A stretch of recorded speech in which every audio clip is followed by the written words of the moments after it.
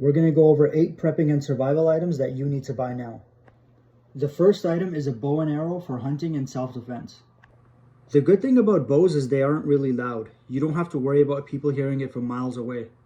So if you're in a situation where it's an emergency and you need to hunt for food, but you're worried about people hearing you, or maybe you're hunting in an area where it's not allowed, a bow and arrow is a great option. You can even make your own bow and arrow if you wanted to. It does take some time, but it's definitely possible.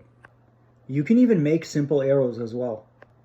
You can buy thin dowels from Home Depot for the shaft, you can use duct tape as the arrow fletching, and you can sharpen the tips with a knife. But the store-bought arrows are a lot more durable, they have better weight, and the tip is made of metal and specifically designed for hunting. Bows are a good option where regular weapons may not be legal or they require a license and you don't have one. I get that question a lot. What are some alternative weapons I can use for hunting and possibly home defense? And the answer to that is a bow or even a crossbow. To use a bow effectively in both those scenarios, you'll need a little bit of training and some skill. If you're buying a bow for serious uses like hunting, I suggest you get one that has a 40-pound draw weight. Those usually have enough power to get the job done effectively. I have my recommendation in my profile if you want to check it out. The next item is a portable solar charger for charging USB devices. They're small, portable, and light so you can carry them in a backpack. They can charge your power bank, your flashlight, your radio, or any other USB rechargeable device. Solar generators are good, but they aren't cheap. A foldable solar charger will be less than $100, so it's a good alternative.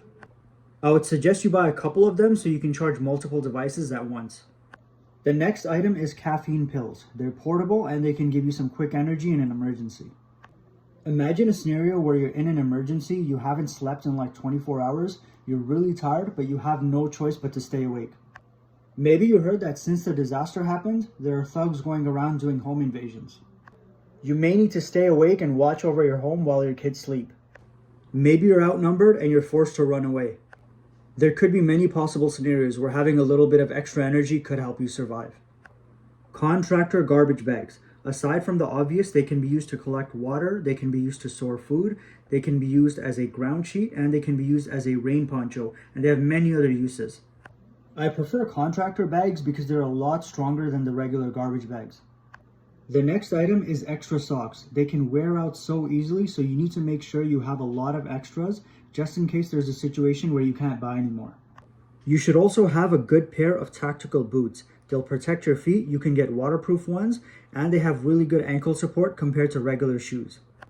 If you're walking through the forest or walking through rubble, a good pair of tactical boots will be durable and will be able to survive whatever you put them through. If you're walking a long distance with heavy gear, the tactical boots will be a lot more comfortable. And they'll be able to support the weight better than regular shoes. I think a lot of people focus on fashion when it comes to footwear, but they really should be focused on utility. Make sure you stockpile seeds so you can grow your own food and use it for trading.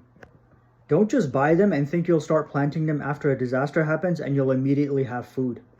It looks simple, but there's a lot that goes into gardening and growing vegetables. So make sure to learn everything and start as soon as possible. Once you start getting into it and actually doing it, you'll find that there are so many things you need to learn. If you want to start off with something easy, I suggest looking into growing lettuce first. If you have a pet, then make sure you stock up on lots of pet food. A lot of you have a pantry full of foods for yourself, but only have one bag for your pet. So if you care about your pet, make sure you have a large stockpile of food and water for them as well. Alright guys, that's all for today's video. If you enjoyed and found it useful, make sure to like and follow.